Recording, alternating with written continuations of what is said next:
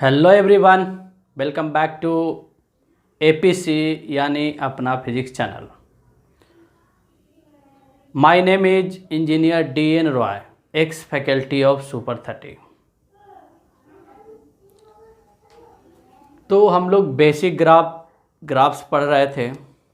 First video में straight line parabola का graph uploaded है एंड इन दिस वीडियो जो बाकी बचा हुआ ग्राफ है उसको हम लोग फिनिश करेंगे। एंड जितना ग्राफ्स हमने बताया that are sufficient to understand the physics, to draw the graphs in the physics, to solve the numericals of IIT mains advance NEET in the physics. Okay, तो देखिए हम बात करेंगे third number graph, that means hyperbola. Hyperbola बहुत ही कम use होता, बहुत ही ज़्यादा यूज होता है। रेक्टेंगुलर हाइपरबोला बहुत ही ज़्यादा यूज होता, वेरी वेरी इंपॉर्टेंट। एंड इसका इक्वेशन होता है x y equal to constant. That means whenever product of two variables is constant is called rectangular hyperbola. x y equal to constant, x y equal to constant, that means x और y का product constant आ गया। This imply that x is inversely proportional to y और y is inversely proportional to x। ऐसा ही कुछ होगा, x y equal to constant है तो obviously x is inversely proportional to y और y is inversely proportional to x। और आप जानते हैं फिजिक्स में बहुत सारे ऐसे एक्सप्रेशन हैं जो इन्वर्सली रिलेशन में होते हैं, मतलब एक बढ़ेंगे तो दूसरा घटेंगे, बहुत सारे। ओके, एग्जांपल्स अभी हम लेंगे। तो देखिए x inversely proportional to y और y inversely proportional to x।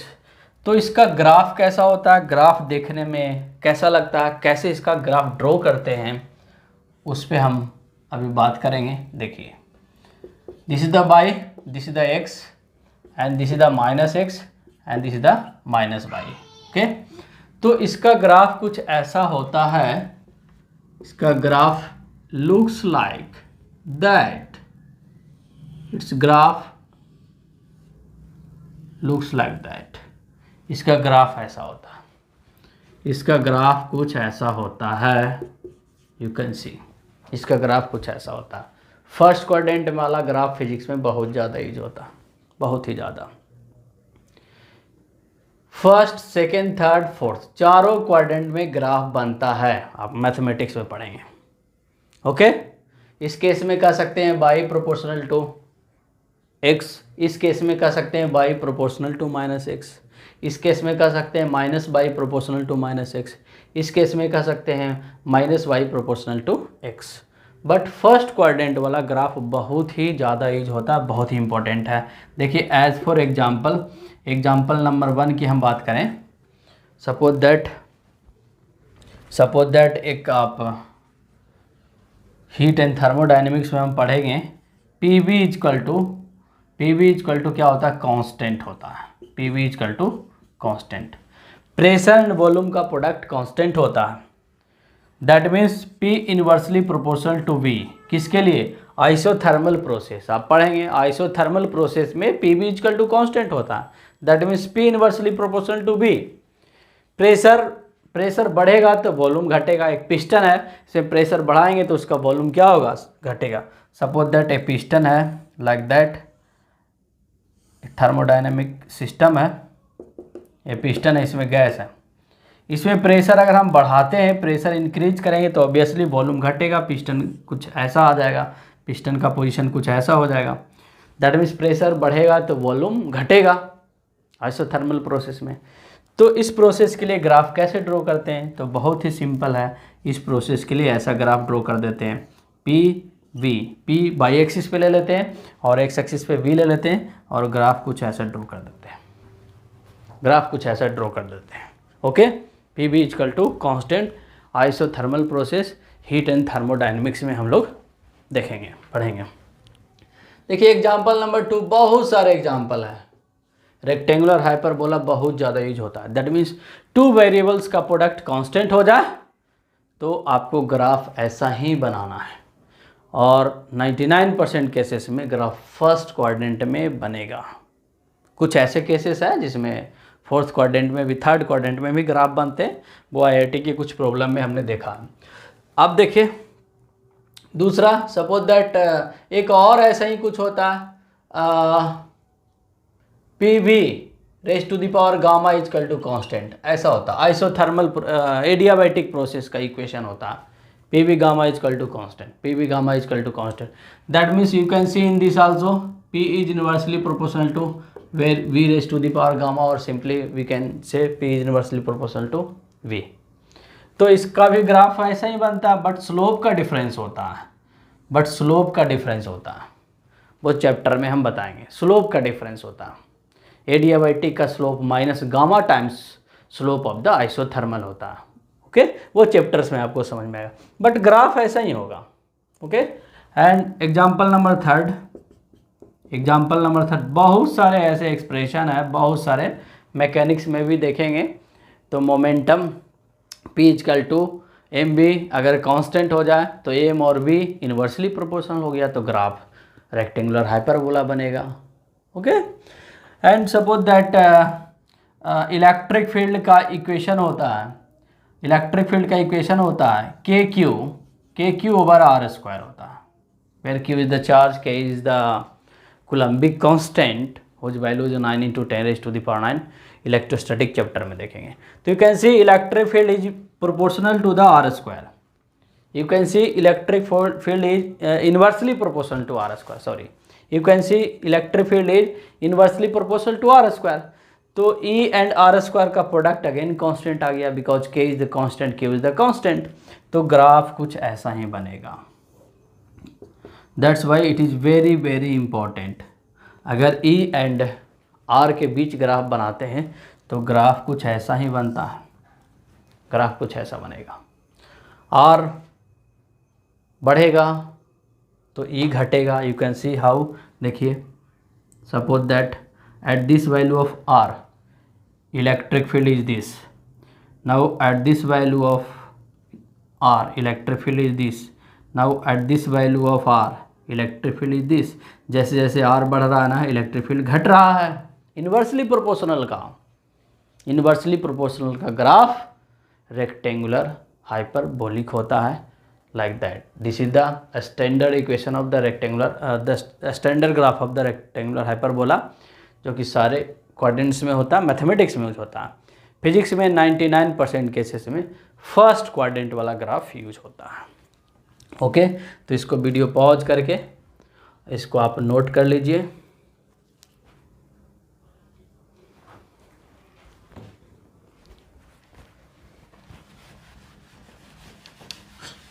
Now next graph ellipse. Ellipse भी इम्पोर्टेंट है।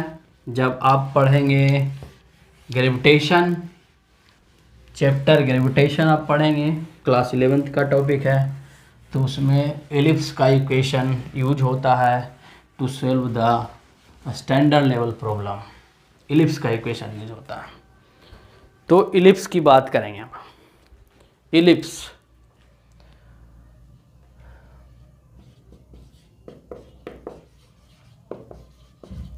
इलिप्स,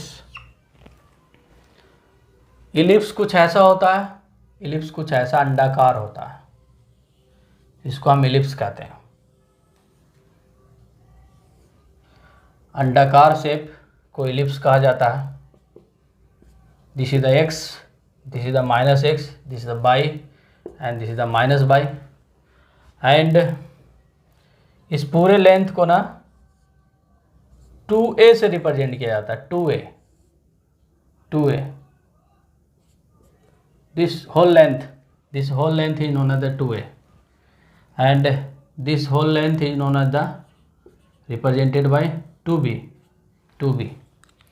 एंड इसमें दो फोकस होता है, एक फोकस यहाँ होता है, एक फोकस यहाँ पे होता है। ओके, कहने का मतलब दो सेंटर होता है, फोकस होता है, जो भी बोले C1 C2, दो फोकस होता है।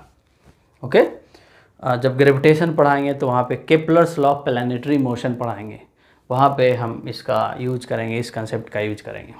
ओके, एंड 2a को क्या बोला जाता, इसको बोला जाता length of major axis, length of major axis बोला जाता है।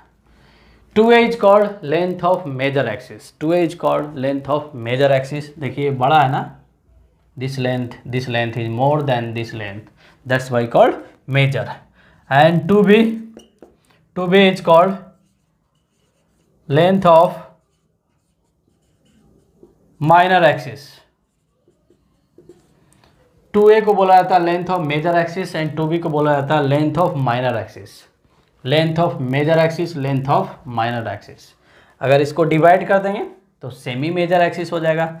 That means when we talk about A, तो ए को क्या बोलेंगे, length of semi major axis, semi major axis.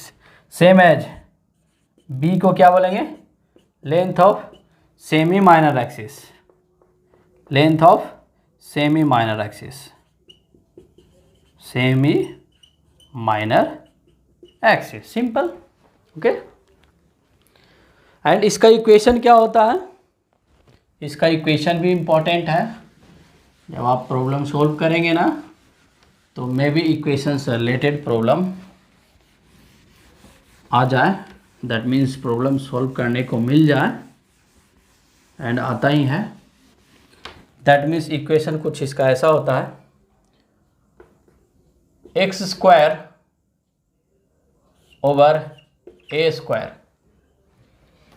Plus y square over b square equal to 1, ऐसा कुछ होता है एलिप्स का equation. X square over a square plus y square over b square equal to 1। अगर इसी में ए equal to b हो जाए, in that case x square a equal to b हो जाए, अगर इसी में ए इक्वल टू बी हो जाए, in that case x square over a square plus y square over again a square equal to 1। This is the equation of ellipse, this is the equation of ellipse. Okay, and this is the equation of ellipse, equation of ellipse. इस case में क्या हो जाएगा, x square plus y square equal to a square. This is the equation of circle, this is the equation of circle, equation of circle. ये circle का equation हो गया। This is the equation of circle, this is the equation of circle, equation of circle, x square plus y square equal to a square. This is the equation of circle, equation of circle. Okay, तो आप equation याद रखेंगे, x square over a square plus y square over b square equal to 1। This is the equation of ellipse, this is the equation of ellipse, equation of ellipse, equation of ellipse.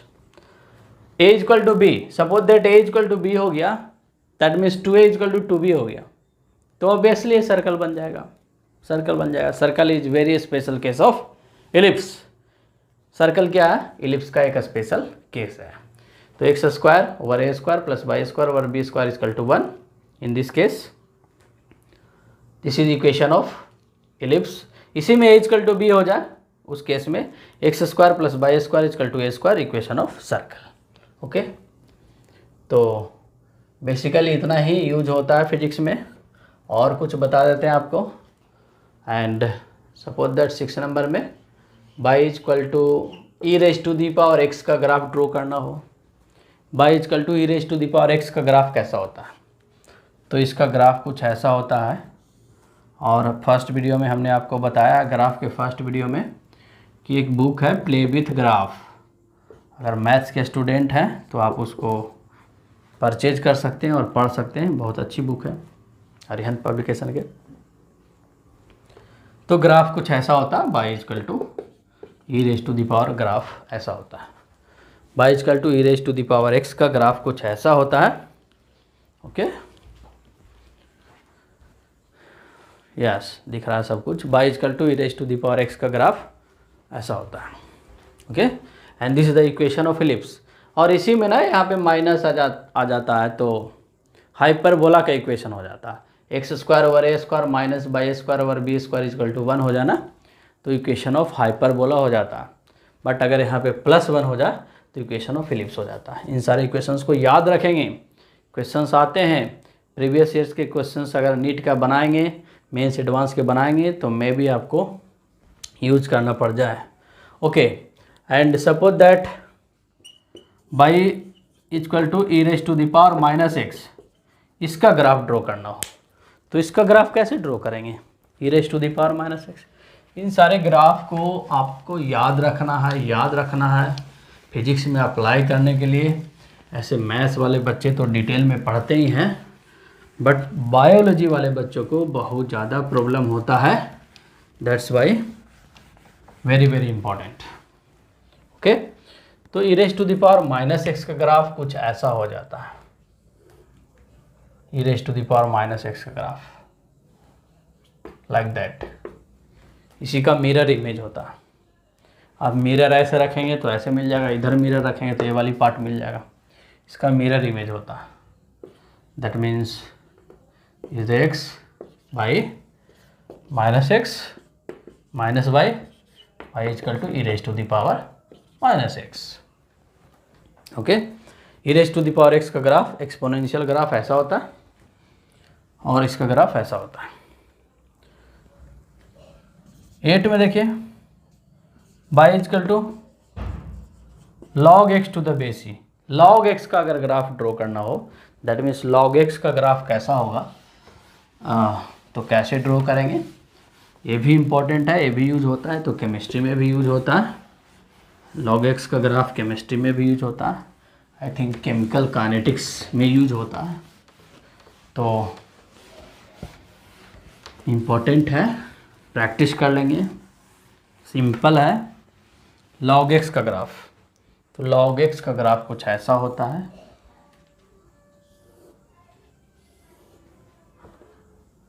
Graph is very very important. हमने देखा student को बहुत confusion होता है।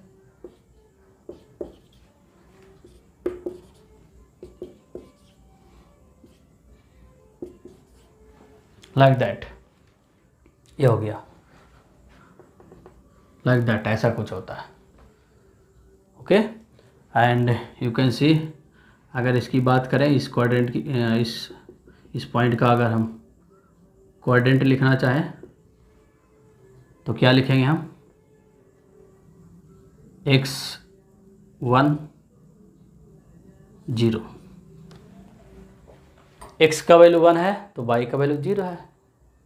Obviously x का value 1 होगा, ये origin है। x का वैल्यू 1 है तो y का वैल्यू 0। दैट मीन्स इसी में अगर हम बात करें कि x इक्वल टू 1 हो जाए तो y का वैल्यू क्या हो जाता है? 0। That means log 1 to the base e, log 1 to the base e का वैल्यू 0 होता है।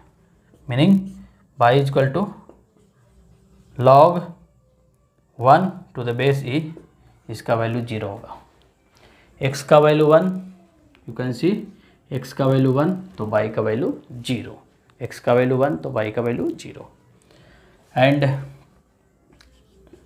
एक्सपोनेंशियल राइज, एक्सपोनेंशियल राइज का ग्राफ कैसा होता है? फिजिक्स में आप पढ़ेंगे चार्जिंग ऑफ कैपेसिटर, तो charging of capacitor exponentially rise करता है, तो उसका ग्राफ कैसे बनाते हैं हम? तो उसका ग्राफ कुछ ऐसा बनाते हैं।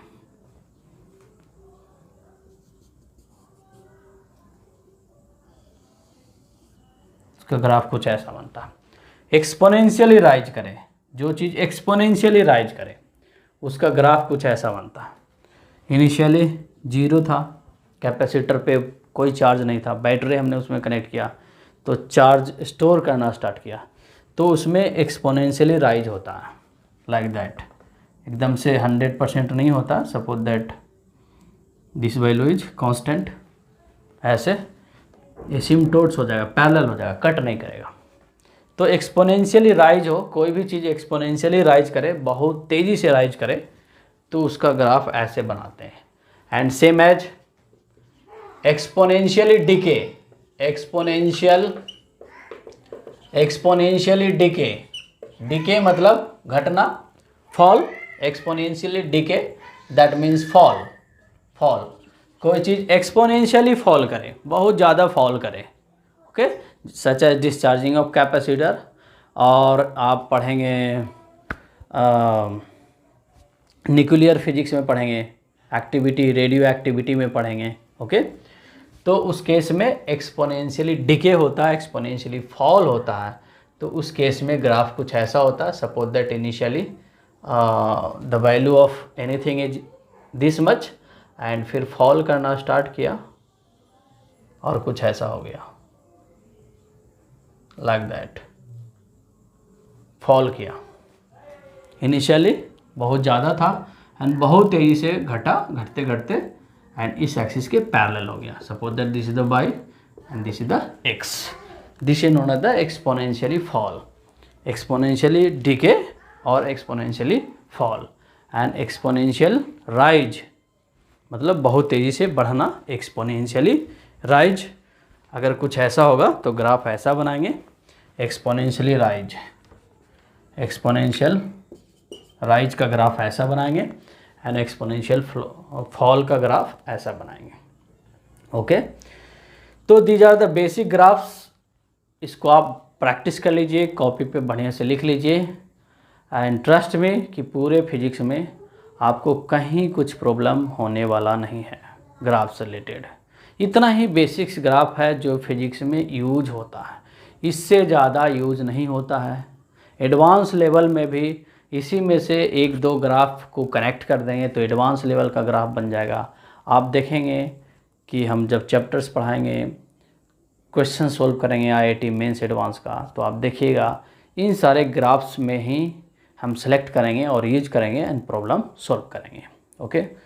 तो ये वीडियो कैसा लगा कमेंट ज़रूर कीजिएगा, शेयर कीजिएगा, सब्सक्राइब कीजिएगा, ओके। तो इस वीडियो में इतना ही, नेक्स्ट वीडियो में हम आगे कुछ लेकर के आएंगे। Thanks for watching my video.